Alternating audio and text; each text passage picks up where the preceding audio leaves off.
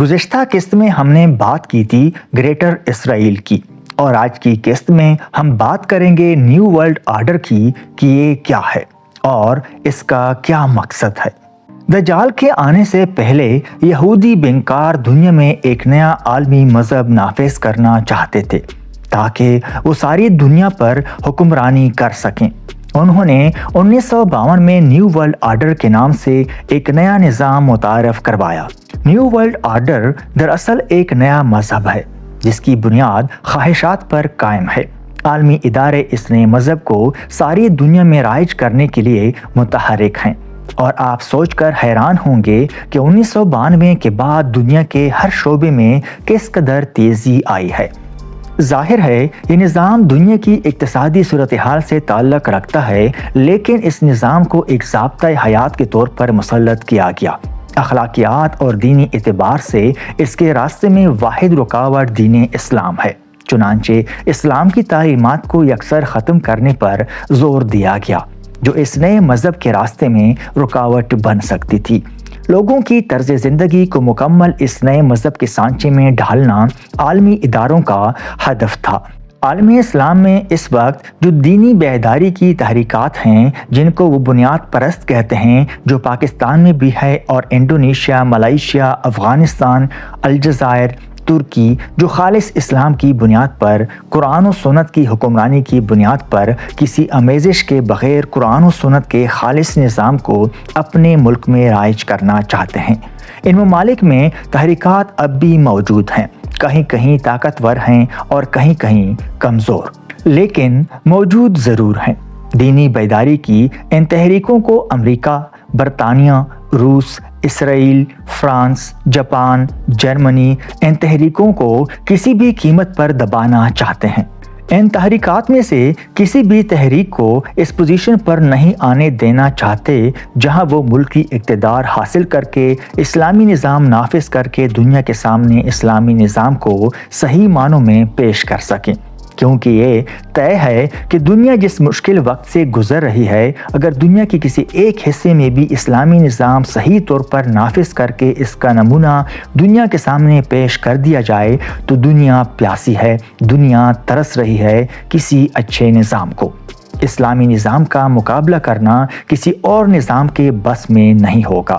یہ بات علم کفر بھی سمجھتا ہے کہ اسلام صحیح معنوں میں نافذ ہوا تو ایک نمونہ آئے گا، ایک مثال سامنے آئے گی، اور پھر ان جھوٹے نظاموں کے لیے راستہ چھوڑے بغیر کوئی چارہ نہیں ہوگا، کیونکہ جب روشنی آتی ہے تو تاریکی کے پاس بھاگنے کے علاوہ کوئی راستہ نہیں ہوتا۔ اس لیے علم کفر کی کوشش ہے کہ کسی طرح اسلام کو متنازع بنا کر کچل دیا جائے۔ آج ہم ان تمام مسلم ممالک کا حال دیکھ سکتے ہیں جہاں اسلام کو پروان چڑھانے کی کوشش کی جاتی رہی، جن میں افغانستان، شام، عراق، یمن، لیبیا شامل ہیں۔ ہمارے معاشرے کے نظام کو تبدیل کرنے کے لیے ہر شعبے میں کتنی محنت کی گئی۔ لوگوں کا پہناوا، کھانے پینے کے اوقات، سونا جاگنا، طرز رہائش، انسان کی ذاتی زندگی، شادی کب ہونی چاہیے، بچے کتنے ہونے چاہیے، خواہشات میں اضافہ، تعلقات کی بنیاد، کاروبار کے طور طریقے، ان تمام باتوں میں لوگوں کو کھینچ کر اس نئے مذہب میں شامل کیا گیا۔ صرف یہی نہیں بلکہ عالمی اداروں نے اس کو بدمعاشی سے دنیا میں نافذ بھی کرایا۔ اس کے علاوہ کسی اور مذہب کے طرز زندگی کو ضابطۂ حیات کے طور پر اختیار کرنے پر باقاعدہ جنگوں کا اعلان بھی کیا گیا، اور ان قوموں کا کھانا پینا بند کرنے سے لے کر ادویات، اور پھر ان ممالک پر قبضہ کر کے وہاں اپنا یہی نیا مذہب طاقت کے زور پر نافذ کیا گیا۔ اس کے بعد اس کی حفاظت کے لیے تمام دنیا کی فوج کو وہاں تعینات کر دیا گیا۔ سودی نظام اس شریعت کا اہم حصہ اور اس کی جان ہے، لہٰذا سودی نظام کے خاتمے اور غیر سودی نظام کو کبھی برداشت نہیں کیا جائے گا۔ البتہ اپنے نام کے ساتھ اپنے مروجہ مذہب کا نام لگانے کی اجازت ہے، مثلاً ہندو بینک، خالص رومن کیتھولک بینک، اسلامی بینکنگ وغیرہ، لیکن نظام سودی ہی رہنا چاہیے۔ البتہ اصطلاحات تبدیل کرنے کی اجازت ضرور ہے۔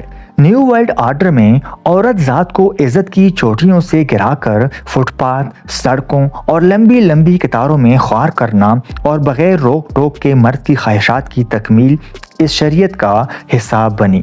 لہٰذا دنیا کو بھی اپنی عورتوں کے ساتھ ایسا ہی برتاؤ رکھنا ہوگا۔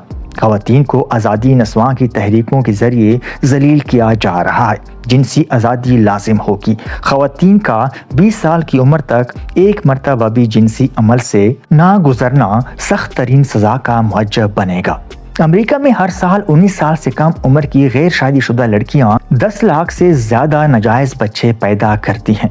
ڈاکٹر جان کولمن نے نیو ورلڈ آرڈر کا واضح خاکہ اپنی کتاب میں کھینچا تھا۔ عالمی ادارے مختلف نعروں دی کانسپیریٹرز ہیرارکی، دا کمیٹی آف 300 جیسے ڈراموں اور تنظیموں کے ذریعے اس نئے نظام میں لوگوں کو داخل کر رہے ہیں۔ ڈاکٹر کولمن کی یہ کتاب پڑھ کر آپ کو احساس ہوگا کہ نیو ورلڈ آرڈر محض اقتصادی صورتحال سے متعلق نہیں، بلکہ یہ مکمل ایک نظام اور ایک نیا مذہب ہے۔ ڈاکٹر کولمن لکھتے ہیں، ایک عالمی حکومت اور ایک ایسا نظام جس کو عالمی حکومت کنٹرول کر رہی ہو، مستقل غیر منتخب مورسی چند افراد کی حکومت کے تحت ہوگا۔ اس ایک عالمی وجود میں آبادی محدود ہو گئی، فی خاندان میں بچوں کی تعداد پر پابندی ہوگی، وہاں جنگ اور قحط کے ذریعے آبادی کنٹرول کی جائے گی، یہاں تک کہ صرف 1 ارب محفوظ رہ جائیں گے جو حکمران طبقے کے لیے کارآمد ہوں گے، اور وہ ان علاقوں میں ہوں گے جن کا سختی اور وضاحت سے تعین کیا جائے گا، جہاں وہ دنیا کی مجموعی آبادی کی حیثیت سے رہیں گے۔ کوئی متوسط طبقہ نہیں ہوگا، صرف حاکم اور محکوم ہوں گے۔ تمام قوانین دنیا کی سبھی عدالتوں میں ایک جیسے ہوں گے، ان پر عمل درآمد ایک عالمی قوت، ایک عالمی حکومت کی پولیس اور متحدہ عالمی فوج کے ذریعے تمام سابقہ ممالک میں ہوگا۔ پھر ایک وقت آئے گا کہ کسی بھی طرح کی کوئی سرحدیں نہیں ہوں گی، نظام ایک فلاحی ریاست کی بنیادوں پر استوار ہوگا۔ جو لوگ ایک عالمی حکومت کے مطیع و فرما بردار ہوں گے، انہیں زندہ رہنے کے لیے وسائل سے نوازا جائے گا۔ جو لوگ بغاوت کریں گے وہ بھوک سے مر جائیں گے یا باغی قرار دیے جائیں گے۔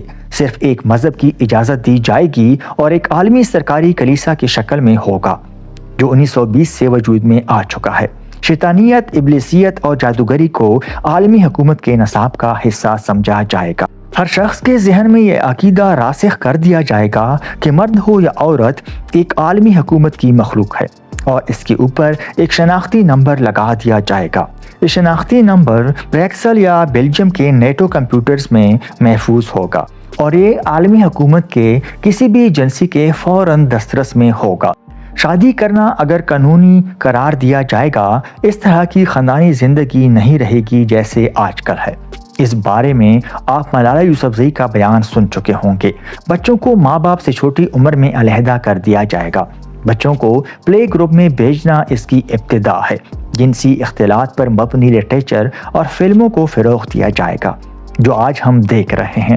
ہر سینما کے لیے لازم ہوگا کہ وہ جنسی فلمیں دکھائے جن میں ہم جنس پرستی پر مبنی فلمیں شامل ہوں گی۔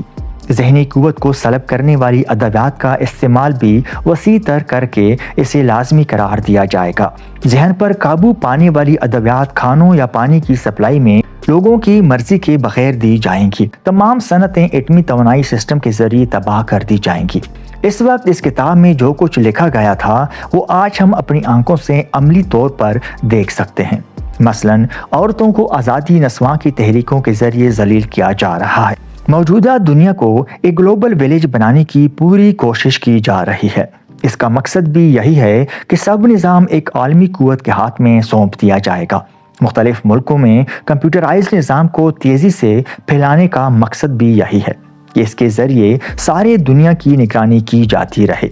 نیو ورلڈ آرڈر کے بعد یہودی ملٹی نیشنل نے بڑے بڑے تجارتی اداروں اور کمپنیوں کو خریدنا شروع کیا۔ اس نظام میں مزید تیزی 1999 کے بعد لائی گئی۔ اس کتاب کو پڑھ کر اندازہ لگا سکتے ہیں کہ نیو ورلڈ آرڈر ایک نیا مذہب ہے جس کو دجال کے پیروکار دجال کے آنے سے پہلے ساری دنیا پر مسلط کرنا چاہتے ہیں تاکہ دجال ساری دنیا کو صرف ایک مقام سے کنٹرول کر سکے۔ 1999 وہ سال ہے جس کے بعد یہ تبدیلیاں اور زیادہ تیزی سے رونما ہوئیں۔ ہم دیکھ سکتے ہیں کہ کس طرح یہودی دنیا پر قبضہ کرتے جا رہے ہیں۔ معزز دوستو، اگر ویڈیو پسند آئی ہو تو ہمارے چینل کو سبسکرائب کریں تاکہ آپ وہ جان سکیں جو جاننا ضروری ہے۔ اللہ حافظ۔